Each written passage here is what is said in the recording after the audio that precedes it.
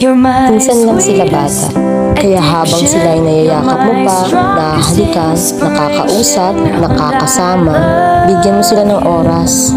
Dahil mabilis lang ang panahon, darating ang oras na may kanya-kanya na silang mundo, kanya-kanyang buhay, at ang oras nila sa iyo ay limitado na lamang.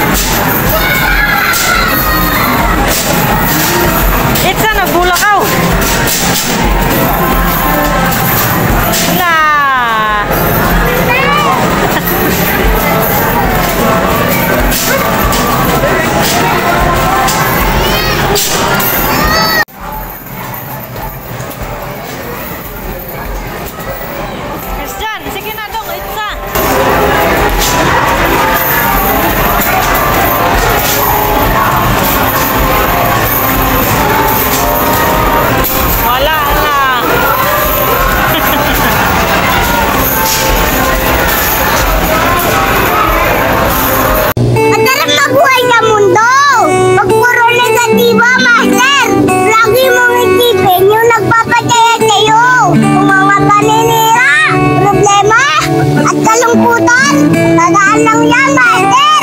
Tawanan mo lang lahat ng yan! Saglit lang tayo sa mundong ibabaw!